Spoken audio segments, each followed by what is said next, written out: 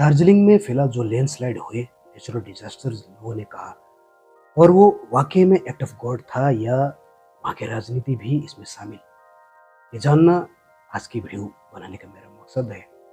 किसी को ठेस पहुंचाना नहीं, लेकिन साइकोलॉजी को समझना जरूरी है ताकि आपको समझ में आए कि गोहालैंड बनना क्यों जरूरी है। एक्चुअली 1959 में हेनरी तेसफल नाम के एक साइकोलॉजिस्ट ने इन ग्रुप आउट ग्रुप बायस के माध्यम से ये ऑलरेडी समझा दिया है कि वास्तविकता में लोकल लोग जितना अपने जगह को अपना मानते हैं, भविष्य को सोचते हैं, उसे उजागर करने की प्रयास करते हैं, उतना नॉन लोकल लोग कभी सोच ही नहीं पाएंगे, जिसे हम साइकोलॉजी में इन ग्रुप आउट ग्रुप बायस कहते हैं।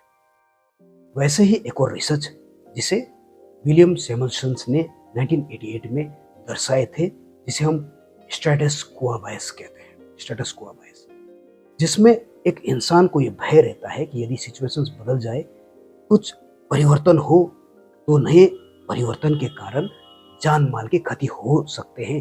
वो डरते हैं। उस डरने की उस अवस्था को ही स्टेटस क्वो बायस कहा गया है। यानी कि एक और साइकोलॉजिकल रिसर्च ये साबित कर रहा है कि नॉन लोकल लोग से डरते हैं परिवर्तन से, और खासकर बड़े ओहदेधारी नेताएं इस तरह की मनस्थिति रखते हैं। ये साइकोलॉजी में ऑलरेडी साबित हो चुका है। खैर, आज मैं आपको बताऊंगा कि वास्तविकता में मैंने क्यों इस इन ग्रुप आउट ग्रुप बायस साइकोलॉजी को आपके समक्ष रखा, क्योंकि जितने लोकल्स खुद को अपना मानते हैं, दार्जिलिंग पे बाहर के लोग उतना नहीं मान सकते। लॉजिकली तर्क को समझे तो कहना मैं ये चाहता हूं कि गोरखालैंड आज गोरखालैंड नहीं हुआ, यानी कि दार्जिलिंग आज गोरखालैंड के रूप में नहीं है। वो बंगाल सरकार के अधीन है, और बंगाल सरकार के अधीन में लोकल्स नहीं बल्कि नॉन लोकल्स बैठे हैं।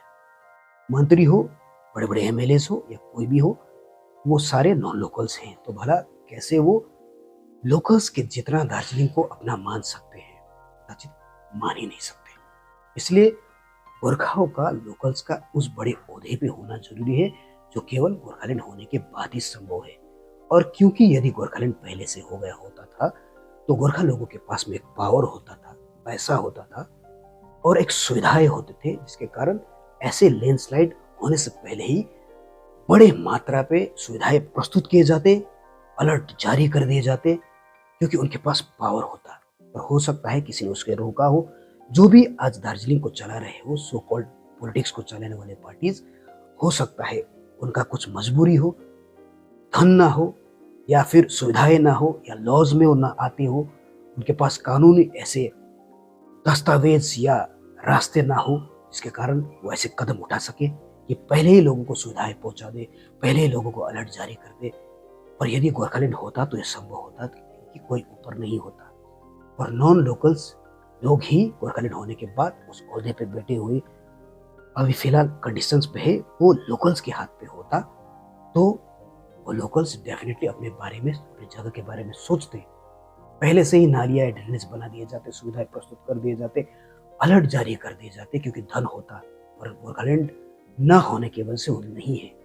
और जो भी लोकल्स सोचते होंगे छोटा मोटा दार्जिलिंग के बारे में, वो पर्याप्त नहीं है। इस कारण ऐसे पॉलिटिकल प्रेशर्स के चलते दार्जिलिंग गोरखालैंड बना ही नहीं है। इस कारण जब वो गोरखालैंड नहीं है, तो फिर किस आधार पे वहां पे लैंडस्लाइड नहीं होंगे, या फिर प्राकृतिक प्रकोप नहीं होंगे? क्योंकि लोगों को जागरूकता ही नहीं है। क्योंकि सत्ता तो सारे उन लोगों के पास पे है, आउट ग्रुप बायस के धनी के पास, यानी कि नॉन लोकल्स के पास। बाहर से आएंगे, कचरा फेंकेंगे, कुछ भी करेंगे, होटल्स बनाएंगे, ये बनाएंगे, वो बनाएंगे, क्या परवाह उन्हें पहाड़ों के बारे में। अपना जगह हो जाए, कहीं पे भी कचरा फेंक दे, अपना एरिया क्लीन कर देंगे, बाकी भाड़ में जाए। पर कदाचित थोड़ा सा लोकल्स लोग अपनी जगह को अपना मानते हैं। हालांकि वहां के लोकल्स भी कभी हद तक बदतमीज और बेवकूफ़ी बन चुके हैं, लेकिन फिर भी कॉम्परेटिवली नॉन लोकल्स के तुलना में वो थोड़ा सा दार्जिलिंग को अपना तो जरूर मानते हैं। इसलिए ये इन ग्रुप बायस और आउट ग्रुप बायस को लाना जरूरी था। कहने का मतलब है कि साइकोलॉजिकल आधार से आप यदि समझो तो गोरखालैंड होना कितना जरूरी है।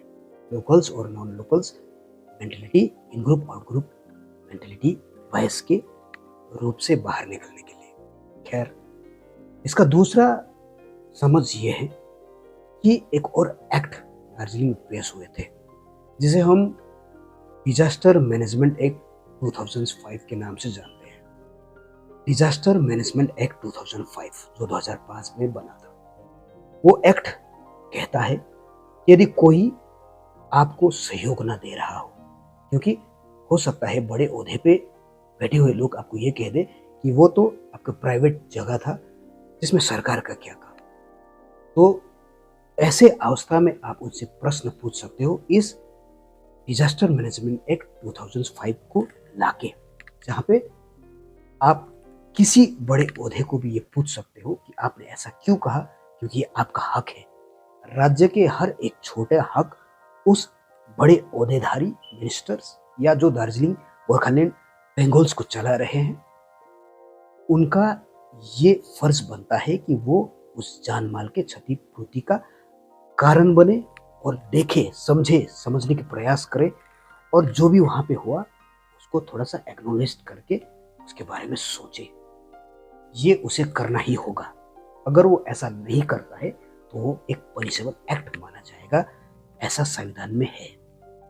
यानी कि आईपीसी धारा 14 एंड 32, 14 और 32 के सहारे से आप उन्हें पूछ सकते हो, वो गुनहगार साबित हो सकते हैं कि यदि उन्होंने ऐसा नहीं किया। इसलिए मेरी आग्रह है उन तमाम लैंडस्लाइड पे प्रॉब्लम्स में आए हुए लोगों से कि जब बात करें तो तथ्यों पे और धाराओं के साथ में बात करें, क्योंकि आपके पास ये हक है। भगवत गीता के माध्यम से भी अगर आप समझो धर्म के आधार से, तो वहां पे भी यही कहे गए हैं। जैसे चैप्टर नंबर 2 वर्स 48, संहत्य योग उच्यते। संहत्य योग उच्यते अर्थात संपूर्णता का मेरा है, संपूर्णता ही उसका है। जो ये मान लेता है वही सिद्ध पुरुष कहलाता है। तो फिर इस कंडीशन से भी, सारे कंडीशन से भी वो लोग कैसे नहीं मान सकते दार्जिलिंग पे हुए नेचुरल एक्ट को कि वो राजनीतिक पॉलिटिकल्स आधार से हुए हैं।